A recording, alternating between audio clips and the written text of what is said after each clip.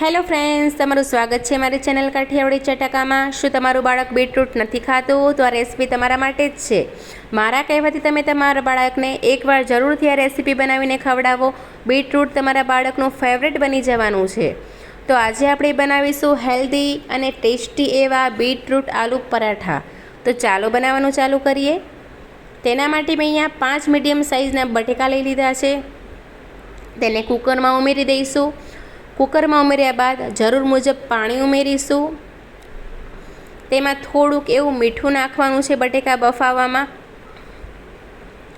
પછી તેને ઢાંકણ ઢાંકી 3 વિસલ આવે ત્યાં સુધી મીડિયમ ફ્લેમ ઉપર જ આપણે આ બટેકાને બાફવાના છે। આપણા બટેકા છે તે બફાઈ ગયા છે। તેને મેં થોડાક એવા ઠંડા કરી તેની છાલ કાઢી લીધી છે।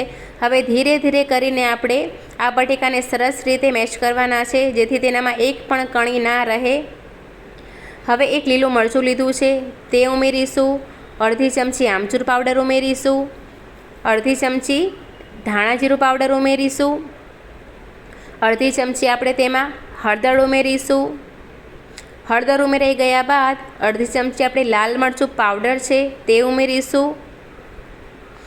હવે તેમાં આપણે સ્વાદ અનુસાર મીઠું ઉમેરવાનું છે। મીઠું ઉમેરાઈ જાય એટલે આપણે 1 ચમચી જેટલી મેં અહીંયા કસ્તુરી મેથી લીધી છે તે ઉમેરવાની છે। કસ્તુરી મેથી ઉમેરવાથી આપણો આ આલુ પરોઠાનો ટેસ્ટ ખૂબ જ સરસ આવે છે। તમે પણ આ નાખીને એકવાર જરૂરથી ટ્રાય કરજો। હવે આ બધા જ મસાલા ઉમેરી ગયા છે। તેને ધીરે ધીરે કરીને સરસ મજાના મિક્સ કરવાના છે બટેકામાં, જેથી આપણા જે આલુ પરોઠાનો સ્વાદ ખૂબ જ સરસ આવશે। આપણો જે બટેકાનું સ્ટફિંગ છે તે બનીને સરસ મજાનું તૈયાર થઈ ગયું છે। તેને આપણે સાઈડમાં મૂકી દઈશું અને બીટરૂટ માટેનો લોટ બાંધવાનો છે।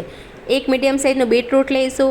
તેને આપણે ઝીણા પીસમાં કટ કરી મીડિયમ ફ્લેમ ઉપર 5 મિનિટ માટે તેને બફામાં મૂકી દઈશું। તેના ઉપર આપણે ડીશ ઢાંકીશું, તેથી એ સરસ રીતે 5 મિનિટની અંદર જ બફાઈને તૈયાર થઈ જશે। આપણું જે બીટરૂટ છે તે બફાઈને તૈયાર થઈ ગયું છે।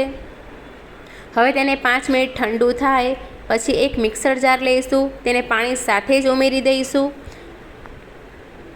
બીટરૂટ ઉમેરી ગયા બાદ તેને એકદમ સરસ મજાની ફાઇન પ્યુરી બનાવી લેવાની છે। તો આપણી પ્યુરી બનીને તૈયાર છે। હવે આપણે લોટ બાંધીશું। તેના માટે 1 વાટકી ઘઉંનો લોટ લઈશું। 2 ચમચી મેંદાનો લોટ લઈશું। તેને સારી રીતે આપણે ચાળી લેવાનો છે।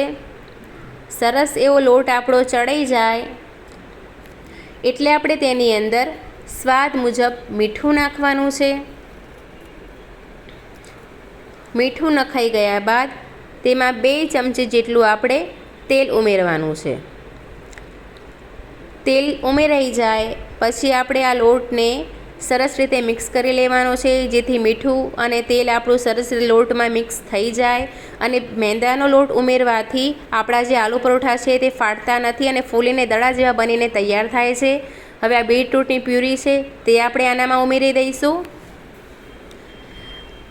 હવે તેનો આપણે લોટ બાંધી લઈશું। આપણી પ્યુરીમાંથી સરસ મજાનો લોટ બનીને તૈયાર થઈ જશે।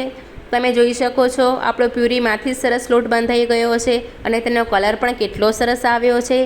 હવે આપણે તેમાં થોડુંક એવું તેલ ઉમેરીશું અને આ લોટને આપણે 3 થી 4 મિનિટ માટે સરસ મજાનો ધીરે ધીરે કરીને મસળવાનો છે। લોટ મસળવાથી આપણા જે આલુ પરાઠા છે તે એકદમ મુલાયમ અને ફૂલીને દડા જેવા બનીને તૈયાર થશે। તો તમે જોઈ શકો છો આપણો જે લોટ છે તે સરસ રીતે મસળાઈને તૈયાર થઈ ગયો છે અહીંયા। અને લોટ નથી કઠણ રાખવાનો કે નથી ઢીલો રાખવાનો।